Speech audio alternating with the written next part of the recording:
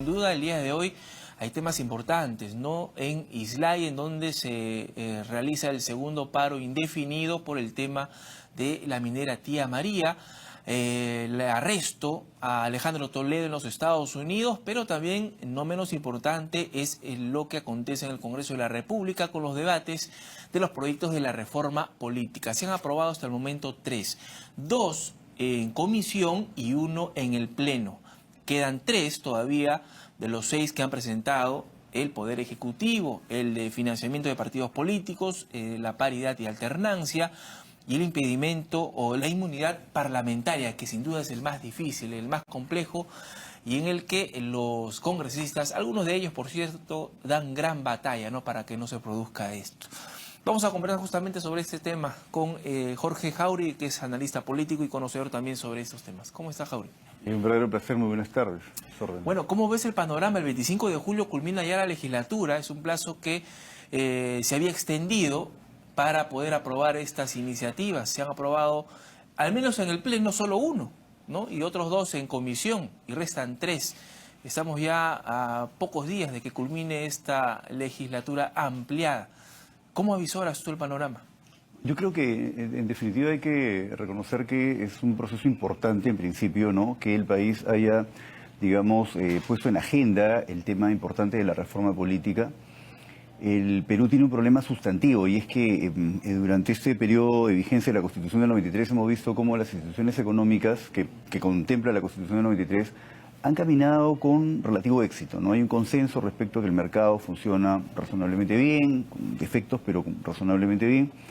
Sin embargo, en el ámbito político, las instituciones políticas no han ido en ese, digamos, no han tenido esa dinámica, esa performance. Entonces, hay una suerte de gran vacío, ¿no?, en un aspecto medular del sistema democrático, que es lo que llamamos la representatividad. ¿Cuándo empezó eso? Yo creo que esto se ha agravado con las reglas de la Constitución del 93 y con el sistema electoral que se ha impulsado con la Constitución del 93, porque si nosotros hacemos un comparativo de las últimas 3 elecciones que se dieron con la Constitución del 79, digamos que teníamos un sistema de varios partidos, lo cual no es per se malo, pero los niveles de volatilidad, es decir, de ingreso y de salida de los partidos del sistema era bastante menor. Al menos habían 3 fuerzas o hasta 4 que estaban en proceso de consolidación. Era un sistema de partidos incipiente, no era un sistema de partidos consolidado. Ello daba una dinámica política muy distinta, mucho más estable que la que tenemos hoy. Y entonces hay que pensar qué sucedió, ¿no? Entonces hay una combinación de elementos que no están jugando bien. El Perú tiene un problema que es fundamental, que es que el sistema representativo no representa. Entonces, ¿cómo puede funcionar una democracia representativa si no es representativa? Es como un carro que no camina, ¿no? Una cosa por el estilo, por un ejemplo. Entonces, ¿qué es lo que está generando? A mi modesto entender, hay un problema vinculado a la forma como elegimos, sobre todo en el Parlamento. Eso se llama el sistema electoral. Tenemos una forma de elegir en lista que hace que las personas, por votar por una persona conocida que está postulando en una lista, de repente le endosamos votos a un partido que va a alcanzar un número, incrementar su número de escaños, ¿no? Y esto hace que de repente personas sin ningún capital político ingresen. Entonces los niveles de responsabilidad de la representación respecto a los representados son bien bajos. Lamentablemente sobre este tema no hay nada directo, concreto, que se esté trabajando en los proyectos de reforma, ¿no? Porque esto implicaría modificar el sistema electoral para mirar un sistema de elección individual, tipo el modelo inglés, por ejemplo, que es muy potente, una democracia sólida, ¿no?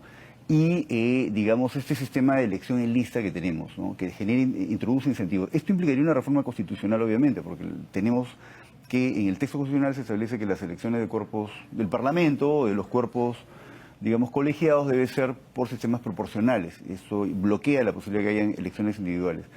Sin embargo, sí se ha avanzado un poco, al menos en el ámbito de los dictámenes y de lo que se viene debatiendo en el Congreso, respecto a la forma como inscribimos partidos, que es otra gran falencia. Tenemos partidos que son cascarón, ahora se está poniendo más énfasis en aspectos que son, digamos, más de... Pasamos de las firmas a las militancias, ¿no? Exacto, hemos pasado de un conjunto de firmas de adherentes que son, hay que decirlo, es nada. El adherente es nada para un partido, ¿no? ¿Ahí hemos avanzado algo? Yo tengo la sensación que en ese nivel sí se ha avanzado. O sea, sí se ha avanzado porque se está proyectando un sistema de registro de partidos que dependa más de cosas concretas como la militancia. La militancia es una cosa permanente, ¿no? De hecho, los partidos requieren militancia porque necesitan movilizar ideas, propuestas de gobierno. Claro. Y entonces, y esto se complementa además con un mecanismo que es la elección interna, que va a exigir una determinada nivel de participación, es 1.5% de los votos válidamente emitidos en la elección interna, que dicho sea de paso, sería, de esto aprobarse, simultánea, obligatoria, ¿no? A nivel nacional y organizada en el ámbito de sus competencias por los organismos electorales. Entonces, esto nos lleva a un mejor sistema, definitivamente. Pero solo para los partidos nuevos, Exacto, ¿no? No exacto. para los ya constituidos. Exacto, esa es una, digamos, para Fuerza cosa Popular, que... el APRA, entonces ellos van a seguir siendo pues los que manejen el partido, ¿no? Claro, ahí digamos que hay una falencia, ojalá que, digamos, haya el mecanismo para mejorar ese detalle, ¿no? Pero ella, con esa introducción que se va a aplicar ahí, porque en las elecciones primarias solamente va a valer para los nuevos partidos y no para los ya constituidos, estaríamos diciendo que se ha afectado la esencia de este proyecto como lo pidió el presidente de la República, que no se realice, o sí, o no. Lo que sucede es que ahí hay un tema que es interesante para evaluar y desde la academia va a necesitar un mayor análisis del que se ha hecho hasta ahora. Y es que de alguna manera, como usted bien lo señala, la cuestión de confianza es un mecanismo que tiene que ver con no solamente la separación de poderes, sino el equilibrio de los poderes. Y la cuestión de confianza es el único mecanismo del que goza la institución del presidente de la República en el Perú para poder desbloquear un control potente que se hace del Parlamento. O sea, estoy hablando del diseño constitucional. Entonces, si el presidente hizo, o en todo caso el Poder Ejecutivo hizo cuestión de confianza, la idea es, en esencia, que debería aprobarse como está, ¿no? Porque eso es otra cuestión de confianza. O sea, hago cuestión de confianza para que esto se apruebe. Pero sobre ese tema de las primarias sí se Si se modificó. estaría variando, podríamos llegar a esa idea, ¿no? Ahora, formalmente, la cuestión de confianza es un acto que se agota al momento de la votación, y ya se le dio la confianza. Entonces, ya no podríamos decir que formalmente se estaría afectando la esencia, porque ya la confianza ya se dio. Sin embargo, desde la otra perspectiva, la primera que estaba señalando, que la cuestión de confianza como institución, digamos, del equilibrio del poder, lo que hace es, busca que el presidente tenga una herramienta para desbloquear, un bloqueo, valga la redundancia, político.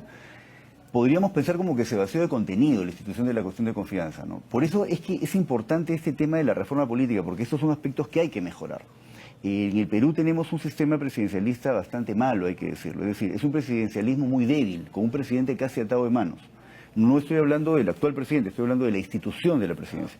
Entonces, cuando se hace la comparación entre el presidencialismo peruano, por ejemplo, con el chileno o con el argentino, qué decir con el norteamericano, la diferencia es que tenemos acá una institución de la presidencia casi atada de manos, muy frágil, que depende de una, digamos, mayoría parlamentaria para no entrar en un nivel de bloqueo. Ese diseño institucional es malo, pues, y hay que decirlo, que estuvo concebido para un periodo en el cual se dio un golpe de Estado y se quiso afirmar una tiranía, que es lo que se logró en los 90, una tiranía corrupta, además, como se evidenció luego.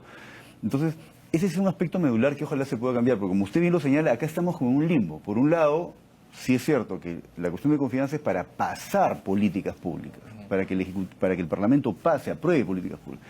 Pero por otro lado, formalmente ya se votó, ya se dio la confianza. Pero ¿no podría presentarse un nuevo pedido de confianza sobre este tema, justamente de partidos políticos? Claro, en el ámbito del mecanismo político de contrapeso. Si el presidente ve que se ha cambiado y se ha variado la esencia del proyecto. Va a ser muy interesante ver qué es lo que se argumenta en ese sentido, ¿no? Yo creo que, dado que el diseño institucional de la cuestión de confianza está concebido dentro de un presidencialismo muy débil, como es el caso peruano, nos genera esta suerte como de gran vacío en el que estamos ahora, que por un lado la institución de la cuestión de confianza se está vaciando, pero por otro lado también es cierto de que el Parlamento está deliberando y está ejerciendo su derecho, su función constitucional de legislar, ¿no? Entonces, ahí hay un hueco, ¿no? Que debe ser mejorado, ¿no? Ahora, Jorge, hay tres proyectos que todavía están por analizarse, que es el de financiamiento de los partidos políticos, de la paridad y alternancia, pero quería ver el de la inmunidad parlamentaria, porque es al que más se resisten, ¿no? Y recordemos que cuando el presidente fue con los proyectos, a los pocos días nomás se archivó en la Comisión de Constitución, ¿no? Y nuevamente tuvieron que sacarlo del cajón. Y ahora están debatiéndolo también, pero hay posiciones pues contrarias, ¿no?, a ello. ¿Cómo ves tú esta situación? Si debería ser el Poder Judicial u otra institución quien vea este mecanismo, ¿no?, que para ti es garantía, ¿no?, de todo un proceso político, ¿no? Yo tengo la sensación de que nos hemos dejado llevar en ese proceso de reforma política por la coyuntura, es decir, el análisis que hacemos es respecto a lo que está pasando ahora en el Congreso y es evidente que hay al menos una o dos bancadas que están, digamos, generando una percepción negativa desde la opinión pública y eso nos lleva a la idea de que definitivamente la inmunidad parlamentaria es una institución de la cual se está abusando, pero tengo la sensación que no. En mi perspectiva, la inmunidad parlamentaria es un mecanismo de protección política necesario en una democracia liberal representativa. Los parlamentarios necesitan de la inmunidad parlamentaria para no ser objeto de persecución política o veto político. No nos olvidemos Pero que... se ha abusado, ¿no?, de esta Eso habría inmunidad. que analizar. Si realmente si la institución está mal diseñada, es decir, si la institución de la inmunidad parlamentaria está mal diseñada y merece un cambio, yo tengo dudas respecto a ello, o si es más bien que es una mayoría parlamentaria generada artificialmente por los defectos del sistema electoral parlamentario, lo que lleva a un mal uso de la inmunidad. Porque no nos olvidemos que finalmente esto se somete a votación. Y en muchos casos, cuando se ha hablado de blindaje, se ha hablado de este tipo de prácticas, de impunidad exactamente, es por resultado de votaciones más que por el diseño de la institución. Dado que actualmente, como está diseñado, no es que proteja a los parlamentarios del digamos, proceso, de los delitos que hayan cometido con anterioridad al mandato. Entonces, yo creo que los problemas de funcionamiento que estamos viendo y que han generado sensibilidad respecto a la inmunidad parlamentaria tienen más que ver con la forma como se conforma el Parlamento. Volvemos al tema del sistema electoral, porque tenemos una mayoría en el Parlamento que ha logrado esa mayoría con alrededor del 23% de los votos validamente emitidos. Es decir, hay una desproporción notable entre la votación parlamentaria que obtuvo Fuerza Popular y los escaños que ha logrado. Eso tiene que ver con el método de la fórmula electoral que se aplica. Volvemos al tema de la proporcionalidad que no es proporcional cuando son circunscripciones muy chiquitas, como la mayoría del país tiene circunscripciones de 5 escaños, a menos. Solamente Lima tiene más de 30 y La Libertad tiene 7. Los demás son chiquitos. Entonces, lo que sucede es que cuando funciona así el sistema de elección, hace que haya la desproporcionalidad sea alta. Es decir, con una votación muy chica, logras una gran cantidad de escaños. Cuando un partido llega, o una bancada llega, o un ciudadano llega a ser representante, en esas condiciones los incentivos para representar son bien bajos. Entonces, actúan con un nivel de desconexión con los electores y con los ciudadanos total, porque no sienten que su permanencia en el cargo o su carrera política no depende de la percepción de los ciudadanos, depende de los trucos, y es así como funciona, que tiene el sistema electoral. Por eso yo insisto en que un cambio sustantivo para el país sería pensar, analizar si de repente necesitamos un sistema de elección con distritos uninominales, es decir, postulación individual, para que cada uno responda por lo que hace y no tenga los tapujos del sistema de postulación en lista. Entonces, la forma como se viene usando la inmunidad parlamentaria ha generado una percepción de impunidad, y en eso creo que estamos de acuerdo, por casos que se ven no solamente a nivel del Parlamento, sino en los que es necesario, el país espera controles respecto a otros magistrados que, digamos, han sido de alguna manera como protegidos, ¿no? Por ejemplo, el caso Inostroza, ¿no?, que fue denunciado de una manera tal que ha generado estos disloques en el procedimiento que decide en España. Entonces, ¿pero tiene que ver con la inmunidad propiamente? No, tiene que ver con la forma como se conforma, valga la redundancia, el Parlamento, el cual se puede obtener una mayoría parlamentaria que no tiene relación con los votos, con la votación. Entonces, en términos simples, la inmunidad parlamentaria debe seguir siendo prerrogativa del Congreso y vista por el Congreso de la República. Yo creo que sí. Yo creo que es necesario que sea el Parlamento el que ejerza digamos, el último nivel de protección, ¿no?, del fuero parlamentario, ¿no? Yo tengo la sensación que eso es lo más democrático en todo caso, ¿no? Ahora, digamos, ¿qué pasaría si en el Congreso de la República no aprueban los 6 proyectos como se tiene previsto hasta el 25 de julio? Porque solo han aprobado uno en el Pleno, han pasado más de un mes y hay 2 en comisión.